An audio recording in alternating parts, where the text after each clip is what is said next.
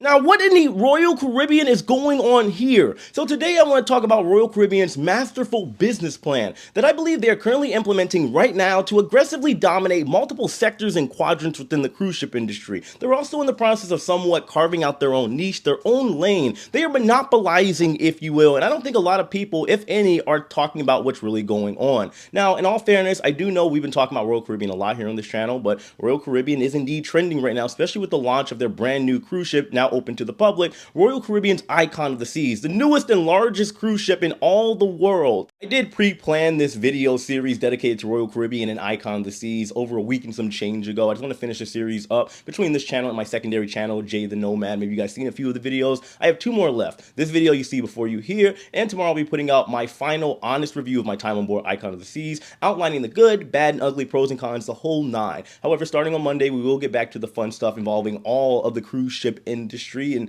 well, I just haven't had the time to research more topics on what's going on lately because, as many of you know, I have been in travel agent school, learning the ins and outs of the cruise ship industry, going over itineraries, cruise ship classes, packages, deals, promotions, just to service all of you fine folks to the best of my ability. However, when I make it out alive, I do plan on giving you guys full service from hotels to resorts, all-inclusives, cruises, you name it, with the help of my travel agent partner, Lux Rally Travel. I am currently taking in clients as of right now, but they are piling in. So you guys can also use me. You can use the help of my very, very knowledgeable colleagues. Just check out the link in the description box below and pinned in the comments. Now, I don't want to waste any more of your time. I actually don't have a lot myself. Let's go ahead and get to it. I want to break this video down into three different perspectives. The business perspective, in this case, Royal Caribbean's perspective of the situation, the travel agent side of things, because I can now look at things from a different perspective in that area too, and the passenger or consumer perspective, as I believe they are all important to understand what exactly Royal Caribbean is doing.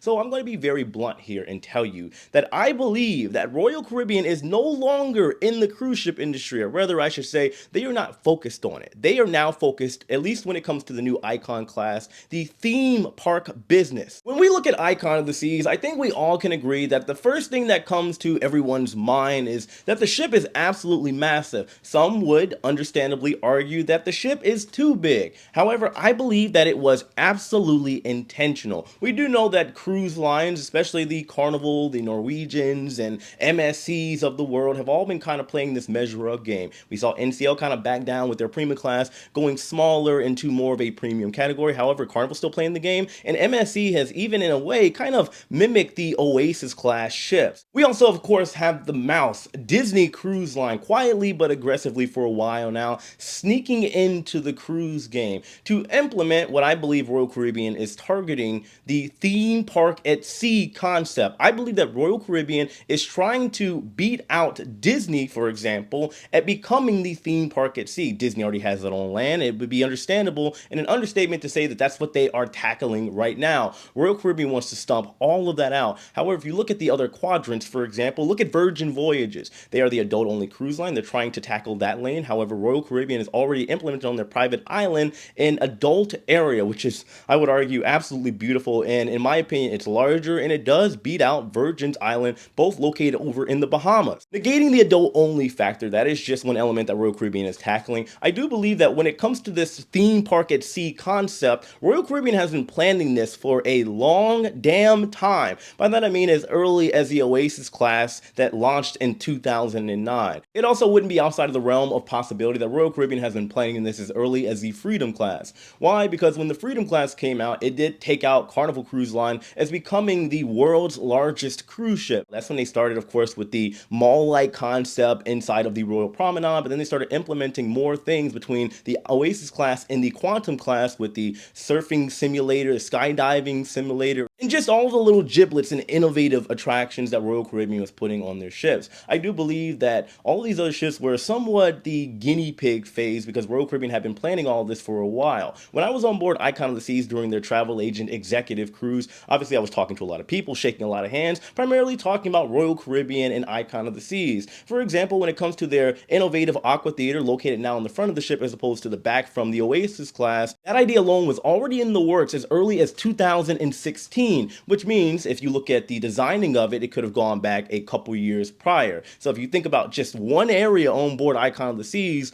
what about the rest of that ship? How long has this idea been in the minds of all of the execs, the designers, and decorators of Icon of the Seas? Kind of makes you wonder a little bit. I believe that both Oasis and Quantum class ships gave all of the credibility, the proof of concept, and validated everything that needed to be validated in order for Royal Caribbean to give the green light to the dawn of the Icon class. Now, if you look at Icon of the Seas, the entire back of the ship, if you look at the bottom over at Surfside, you go all the way up to Thrill and Chill Island, it is essentially a theme park. Even the cabins over in that area are somewhat dedicated to the families on board. Looking at other major cruise ship size factors to further back up this claim, what you have to understand about cruising is that in the grand scheme of things, cruising is a relatively small niche in the realm of travel when you stack it up to hotels, airlines, all-inclusives, and other resorts. It is expected that here in 2024, roughly around 27 million people are going to cruise globally. That sounds like a lot, however, again, compare it to the other areas of travel. Royal Caribbean, being the intelligent masterminds that they are, what do?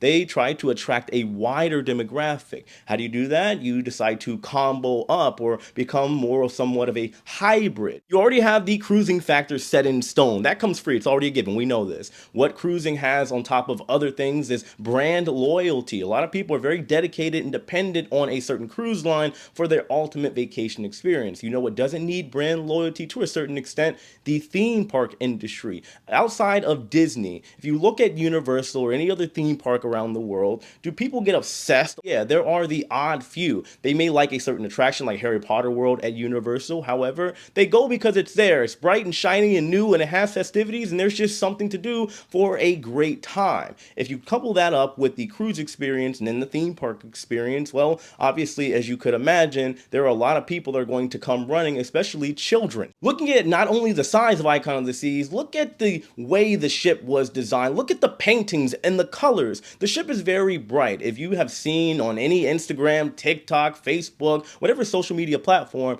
Icon of the Seas has been all over the place. I credit that to Royal Caribbean's amazing marketing. I can't even imagine, man. They are doing the thing, and they have been building up Icon of the Seas to the point to where a lot of people that didn't even care or know about cruise ships are talking about Icon of the Seas. All of those major factors being considered, I have said in a previous recent video that Royal Caribbean is competing with the other lines as well at what they do best. You look at Virgin Voyages, the adult-only cruise line. They have a private beach over in the Bahamas that's adult-only. Royal Caribbean recently launched their Hideaway Beach, which is absolutely amazing. Now, while it may not be able to fully focus on what Virgin is doing, that's why they are doing so well over in that category. They're also going after NCL. NCL used to be the freestyle at sea and the showrunner. They had a lot of Broadway shows that were absolutely amazing on the ship. You can argue that Royal Caribbean, between their Aqua show and every other show they have on board, they are definitely at the top of the ranks when it comes to the entertainment. You look at Carnival, the fun ships. Well, Carnival, yes, they have fun things to do on board, like the boat roller coaster, but Royal Caribbean also has many other things, surfing simulator and everything else in between. The only thing they aren't competing with is the price. You could argue they have, well,